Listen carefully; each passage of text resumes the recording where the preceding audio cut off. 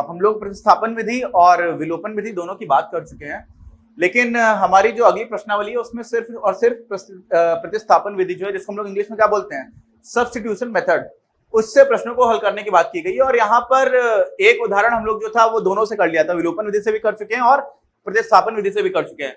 लेकिन अब हम लोग सिर्फ प्रतिस्थापन विधि से कुछ करेंगे। और आपको पता है कि ये दोनों ही बीजगणितीय विधियां, और भी एक और बीजगणित वाली विधि बाकी, कौन सी, वज्र गुणनखंड विधि, जिसको हम लोग आगे करेंगे। लेकिन उसके पहले एक उदाहरण है जिसमें बोला जा रहा है कि 2 रबड़ और 3 पेंसिल की कीमत 9 रुपए है। तो मान लिया कि एक रबड़ की कीमत x रुपए है और पेंसिल की कीमत y रुपए है, और दोनों को मिलाकर के 9 रुपए देने पड़ रहे हैं। ठीक, रुपए हटा देते हैं हम लोग, इकाई नहीं लिखेंगे यहाँ पर। और ऐसे ही बताया गया कि 4 रबड़ और 6 पेंसिल की कीमत है 18 रुपए, और पूछा गया है कि आप रबर और पेंसिल की कीमत बताइए, है ना। पहली बात तो यहाँ पर देखो यार, अगर आपको ग्राफी विधि से पहले a1/a2 a और b1/b2 और c1/c2 वाले चीज याद है, तो वहां से दिख जा रहा है कि देखो ये भी 1/2 है, यहाँ पर भी 3/6 1/2 है, 9/18 भी 1/2 है। इसका मतलब ये वास्तव में एक ही संपाती रेखा की बात करेंगी, और इसका जो हल आएगा वो ऐसा होगा कि इनफाइनाइट सॉल्यूशंस होने चाहिए। कितने होने चाहिए, अनंत सॉल्यूशन होंगे, अनंत हल होंगे, है ना। ये हम लोग देख चुके हैं।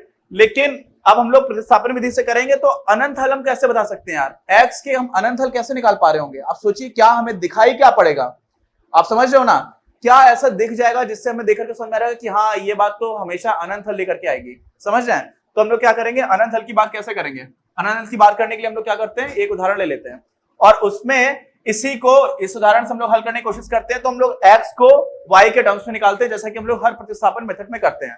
तो यहाँ पर आपने क्या किया, 2x बराबर 9 - 3y हो गया। x क्या हो गया, यहां से x हो गया 9 ऋण 3y/2, यही तो आ गया।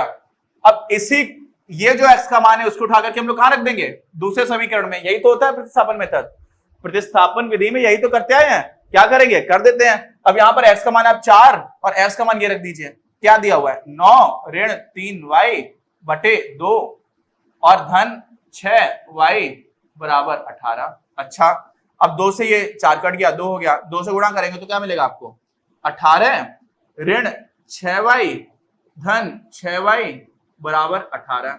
6y से 6y कट गया, तो 18 = 18 आपको मिल गया। यहां पर ना x मिला ना y मिला, आपको क्या चीज मिली, 18 = 18।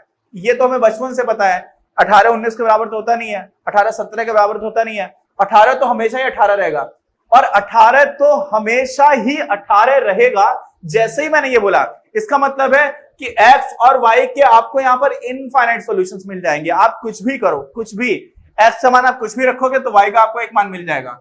लेकिन एक बात बताऊं, यहाँ पे रियल लाइफ में आप ऐसे सोचो, वैसे तो देखो इनफाइनाइट सॉल्यूशंस होंगे, इसमें कोई डाउट नहीं है।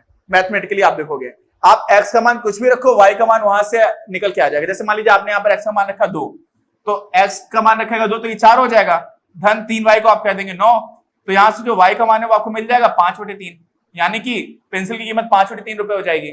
लेकिन अगर आप मान लीजिए आपने x का मान रख दिया कितना, 10, ठीक, तो 2 × 10 कितना हो जाएगा, 20, धन 3y ये बराबर है 9, तो यहां से आपको क्या मिल जाएगा, y जो वो मिल जाएगा वो कितना हो जाएगा, 9 - 20 यानी कि -11/3, ये आपको मिल जाएगा, है ना। तो आप सोचिए, ये भी मान तो हो गया मैथमेटिकली, गणित रूप में। लेकिन रियल लाइफ में कोई पेंसिल और रबड़ फ्री में थोड़ी दे देगा। यहाँ पे ऐसा हो रहा है कि आपको कोई पेंसिल भी दे रहा है और 11/3 रुपए भी दे रहा है। अगर आप पेंसिल की कीमत ऋण 11/3 निकाल रहे हो, तो हमें ये सब नहीं सोचना है। अपना प्रश्न हल करने के टाइम पर तो हमारे यहीं पर आंसर आ गया। जैसे आपको मिला कि 18 = 18, तो ये तो हमेशा ही होगा। लेकिन आप थोड़ा दिमाग लगाओगे तो समझ में आ जाएगा कि यार ऋणात्मक मान हम नहीं लेंगे अगर हमें कोई रियल लाइफ सिचुएशन दे रखी हो। ये हमारे डायरेक्टली मतलब का नहीं है। मैंने साइड में आपको बता दिया कि ऐसी सिचुएशन में जब हम फिजिक्स में ये सब करते हैं तब सोचते हैं कि हमें गणित तो एक टूल है, क्या है, एक हथियार है, एक औजार है। उस औजार का प्रयोग करके हमने देखा तो हमें ये समझ आएगा कि यार इसके इनफाइनाइट सॉल्यूशंस हो सकते हैं। लेकिन रियल लाइफ में क्या वो सारे इनफाइनाइट सॉल्यूशंस पॉसिबल हैं? नहीं पॉसिबल है। कौन कौन से पॉसिबल हैं? जो सिर्फ धनात्मक मान लेकर के आ रहा हूं यहाँ पर। तो हम फिजिक्स में इस तरह की सोच लगाते हैं कि यार एक्स तो हमें बहुत कुछ बता रहा है। जैसे मान लीजिए आपका x² का मान आ गया 4, तो यहां से आप निकालोगे x बराबर +-2। और अगर x आपकी एक टॉफी की कीमत होती तो क्या आपकी टॉफी की कीमत 1.5 हो सकती है? मतलब दुकानदार आपको 2 रुपए भी देगा और टॉफी भी देगा, ऐसा होगा क्या? समझिए, ऐसा तो हो नहीं सकता। तो जब रियल लाइफ सिचुएशन की बात आती है तो हम लोग इस तरह से सोचते हैं कि अच्छा ऐसा नहीं होगा। वैसे ही सारे केस में ऋणात्मक मान x और y के नहीं होने चाहिए, लेकिन वो छोड़ दो। यहां पर आपको महत्व क्या देना है कि जब संपाती रेखा वाली बात आएगी ना, यानी कि इनफाइनाइट सॉल्यूशंस वाली बात आएगी, अनंत हल है, अनंत कितने, अपरिमेय रूप से अनंत हल है, तो उसमें क्या हो जाएगा, ऐसा कुछ मिलता है यार कि 18 बराबर 18, ये तो हमेशा ही सही है ना। अच्छा ये तो हो गया। अब ये सोचिए कि कभी कभी ऐसा होता था कि कोई हल नहीं मिलता था। हल कब नहीं मिलता था, जब समांतर रेखाएं होती थी, क्योंकि समांतर रेखाएं दूसरे को काटेंगी नहीं, और अगर समांतर रेखाएं काट नहीं रही हैं तो वो चीज हमें कैसे दिखेगी, समझ रहे हो, वो चीज हमें कैसे दिखाई पड़ेगी, उसका भी एक उदाहरण ले लेते हैं। हमारा अगला ही उदाहरण इसी चीज का है। तो अगला उदाहरण में क्या दे रखा है, रेल की पटरियों की बात की गई है। तो एक हमें समीकरण दे रखा है x धन 2y ऋण 4 बराबर 0, ठीक, और दूसरा दे रखा है 2x धन 4y ऋण 12 बराबर 0। ये दो हमें क्या दे रखे हैं, समीकरण।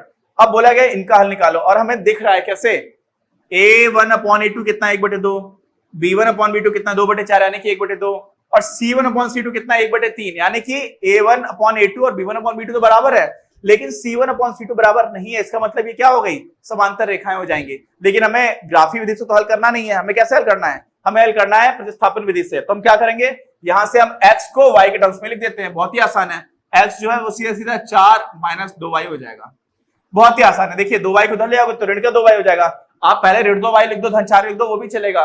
मैंने ऐसे लिख दिया है। अब उसी मान को हम यहाँ पे डाल देंगे, और देखिए यहाँ पर कोई हल नहीं मिलेगा।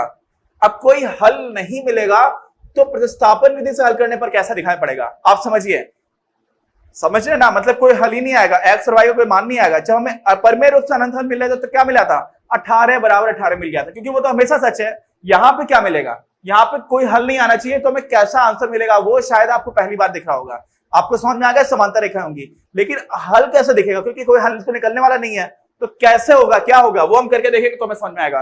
तो हमने x का मान यहाँ पे रख देते हैं, तो कितना हो जाएगा, 2 × 4 - 2y धन 4y ऋण 12 बराबर 0। आप गुणा कर दीजिए, 8 ऋण 4y धन 4y ऋण 12 बराबर 0। 4y से 4y चला गया, 8 से 12 चला गया, तो 8 से 12 घटाओगे तो कितना हो जाएगा, 8 धन का है 12 ऋण का है, तो हो जाएगा ऋण 4 बराबर 0।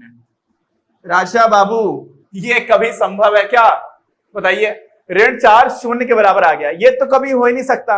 वहां पर आ रहा था अपना 18/18, क्या रहा था, 18 बराबर 18, ये हमेशा सच है, हमेशा। इसका मतलब यहां पर मिलेंगे हमें अपरिमेय रूप से अनंत हल, कितने, अनंत, कैसे, अपरिमेय रूप से, मतलब अपरिमेय मतलब ऐसा नहीं, कोई फाइनाइट नहीं है, निश्चित नहीं है, अनंत है। और यहां पर क्या हो जाएगा, यहां पर जो ये मिला ये तो कभी हो ही नहीं सकता है, कभी नहीं हो सकता। इसका मतलब इस दोनों समीकरण का कोई हल नहीं है। तो देखिए जब ग्राफी विधि थी तो आप समझ गए थे कि जब समांतर रेखाएं हो तो कोई हल नहीं होता है। यहां पर प्रतिस्थापन विधि से या बीजगणित में आप किसी भी विधि से करेंगे और आपको ऐसा कुछ मिल जाए जो आपको पता है कि ये तो सच है ही नहीं। यहाँ पे बोल दे रहा है राजा बाबू, क्या बोल रहा है कि ऋण 4 है वो 0 के बराबर है, ये तो हो ही नहीं सकता, और इसीलिए बोल देंगे कि इन दोनों समीकरणों का कोई भी हल नहीं है। समझ में आ गई। तो ये हमारा कुछ तरीके हैं। अब क्या करते हैं, अब हम लोग चलते हैं अपनी प्रश्नावली में, अगले वीडियो में मिलेंगे और प्रश्नावली को हम लोग हल करेंगे। प्रश्नावली कौन सी, 3.3।